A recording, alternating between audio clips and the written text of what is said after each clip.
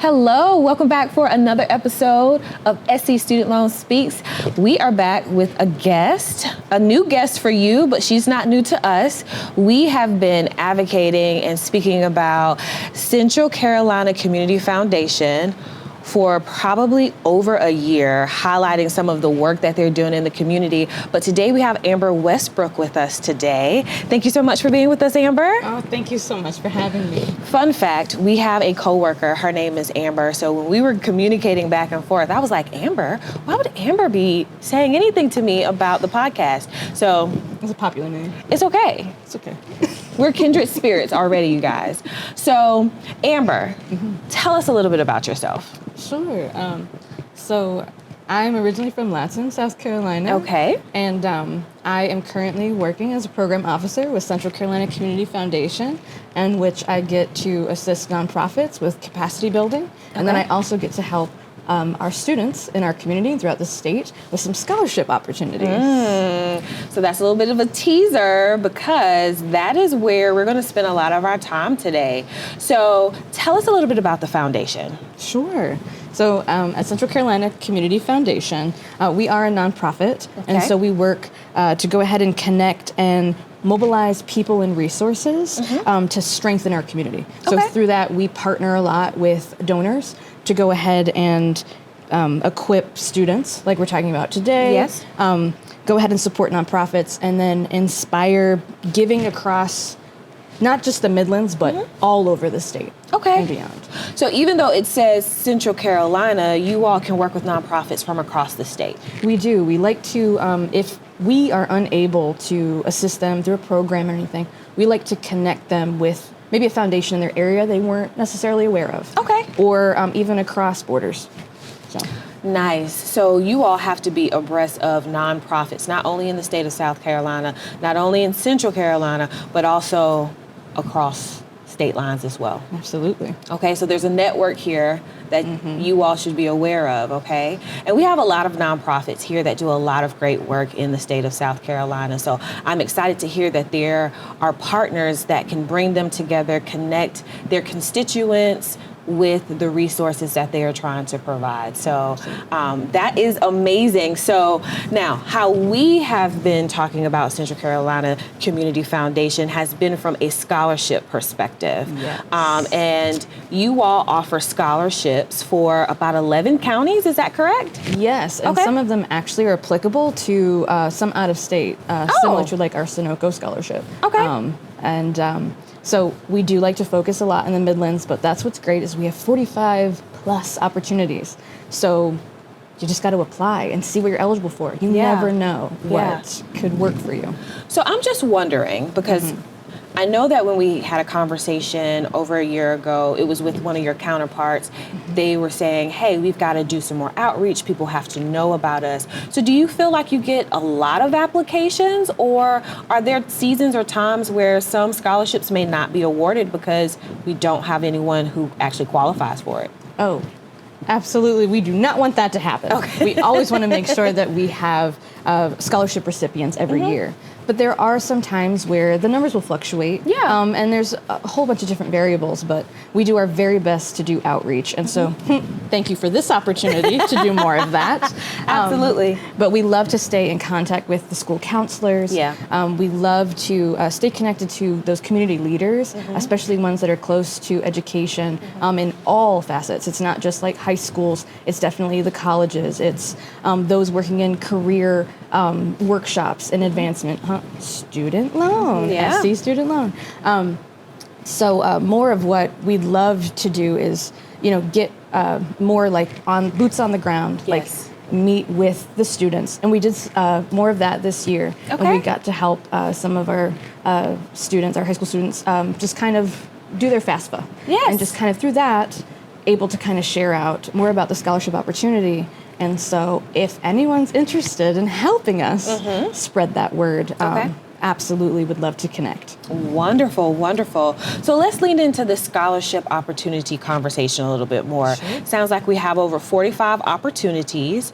And how would someone know if they qualify, because the 11 counties primarily that you all serve, do they have to be in one of those 11 counties, or can they only use it in the state of South Carolina? Tell us a little bit more about your scholarships. Sure. Not necessarily do they have to be from the Midlands. Okay. There's only a few scholarship opportunities where that is one of the eligibility criteria. Okay. So that's why I'm like, please apply. Just try. Yeah. You have to. Because it's one application, you go through that eligibility quiz, and tell us all the universities you think you might attend, and the majors that you're like, this is really what I'm interested in, and finish that off. It will tell you all the opportunities that are eligible for you. Okay. Please complete those applications, submit them. You never know, if, I'm probably not going to get that one. People get a lot. No. Submit. Okay. Submit. Please. Yeah, you never know when you're the one applicant for that scholarship. Most likely, then that award's going to be yours. Yeah. You never know. Yeah. So we don't want to leave any money on the table, is what I'm hearing. Absolutely not. So don't say someone else's no before they're willing to say whatever the final decision is. Absolutely. So there's an application. It sounds like there's a quiz that happens on the front end where Correct. they tell you about their college, their major, tell them. You all want to know as much about them as possible to help filter them into the correct applications. Oh, yes. That eligibility quiz is very brief. Okay. And you just got to enter in that basic information. And then once you get those opportunities that show up that are eligible, we have a few questions that relate to those particular opportunities. It might be an essay question or a supplemental question. Okay. And just provide that information and submit. We try our best to make sure it does not take days for you to complete this application. That's good to know. Okay, so it sounds like, and correct me if I'm wrong, you start with the eligibility quiz that filters you into some supplemental questions and then submit. Yes. And that's the application? That sounds easy. Oh, it is. Now, the one piece that I always like to provide a little bit of advice and recommendation is, of course, our recommendation section, which is not your standard upload a letter. It is a few questions that your professional contact would answer, and they're very simple. And so it's just their job to send an email from the application. And again, we only need one required to submit. And you're good. And that one recommendation works for all of the scholarship opportunities you're eligible for. Ooh, that's so good. So one application, one recommendation, one submittal, the sky is the limit from there. I like it. So your application, it's currently open. It opened January 1st? January 1st. Okay. And when does it end? It ends March 5th. Okay, so we still have time for applicants to come in. And are the applicants typically in high school, or are adult learners able to apply for this scholarship as well, or these scholarship opportunities as well? Well, thank you for asking that, because it is assumed that it's just for high school seniors. But we have opportunities for non-traditional students, those who want that, lifelong learning. They want to come back into school. We have opportunities for them. We also have opportunities for graduate students. Oh, okay. Put a little pen in my pocket. All right, because I might need to go and look and see what's happening. So you have this amazing scholarship portal that links students to scholarships, or those interested in pursuing education to scholarships. What type of outreach opportunities, other than being on the podcast today, have you all pursued? Sure. So we have a wonderful communications team, and every year we like to refresh what we share out. And we love to just send out our flyers. We do a lot of social media boost. We go ahead and we do our best to work with school districts to go ahead and hop on newsletters where we can. We send out all the information, again, connecting to those school counselors who are, the closest, honestly, to the students who are, working to get them into college, university, next steps, those career professionals, and of course the parents of all the, all these students who are support them so much, who are assisting sometimes with these applications, but also FAFSA. Just got to mention that, definitely important, and we like to state that as well. But really. Again, joining in on some of those workshops is extremely helpful to also get to know some of the struggles that maybe, we need to try and iron out in our own application. But we would love to do a scholarship workshop if there is, any high school or high schools, any particular organizations that want to host, and we're able to share information and even walk students through a process. We're happy to do that. Ooh, I have some ideas for you, so we'll talk offline after the podcast. So I know you can't do this without support, right? And so what does supporting Central Carolina Community Foundation looks like? I'm asking this from a community's perspective. We know what the school counselors can do. We know what the parents can do. We know what the students need to do. Absolutely. But how do you even get these scholarships? And I'm assuming it comes with some support from the community. Absolutely. Our scholarship fund holders are, they're key. Absolutely. The work doesn't happen without, their philanthropy, their, wanting to support our community, and with such full hearts. They love to support the students in our community. And so if you are interested in starting a scholarship fund, we do have a wonderful advancement team run by Mimi Slade. She's our VP of advancement. Okay. So you can absolutely please reach out to her if you are interested in starting that. Okay.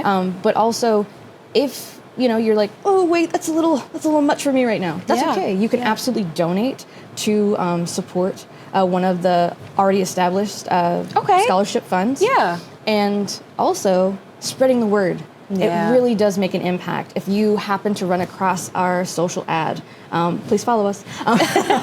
We'll put that information in the description below, so you'll have an opportunity to follow. And just sharing that out with your community. If there's a student, a friend of a friend, someone you know, and they're just like, hey, are you interested in scholarship opportunities? Yeah. And just mention us, and we'll take it from there. It means so much, truly. Yeah. So it sounds like there's a couple of different ways to provide support. One that we can all do is follow you on social media, like and share, repost, depending on where you are. You can also donate. Yes, and so are there any opportunities for donations coming up soon? I know South Carolina and nonprofits kind of do Tuesday giving or Midlands give. Are you familiar with when those opportunities are arrived? Do they have to wait for those opportunities, or you all can donate anytime? You can donate anytime. Okay, great. Yeah, it's super easy. You go to yourfoundation.org. Okay. You'll see at the very top corner of our website, it says donate now, give now, and you can find our scholarships. You can just browse through them and pick the one that you'd like. Okay.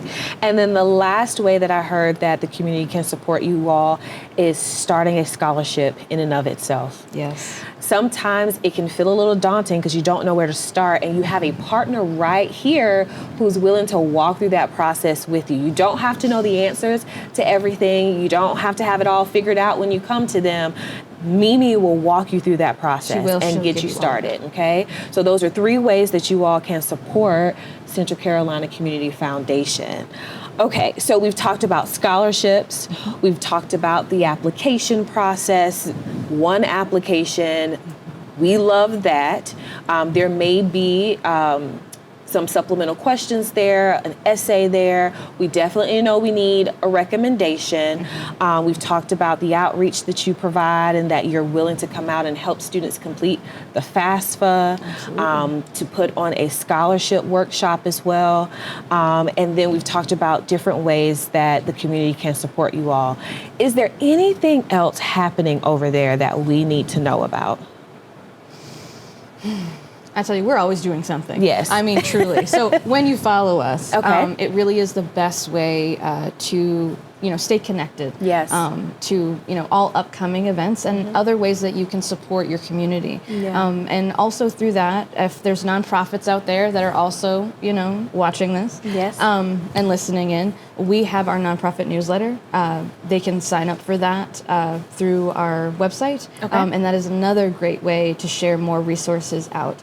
We'll always share also our scholarship opportunities and information that they can share out then with their community. A lot of nonprofits working with youth. So yeah, for sure. They are our future.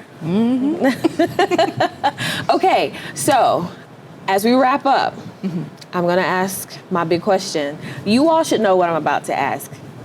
Amber may not.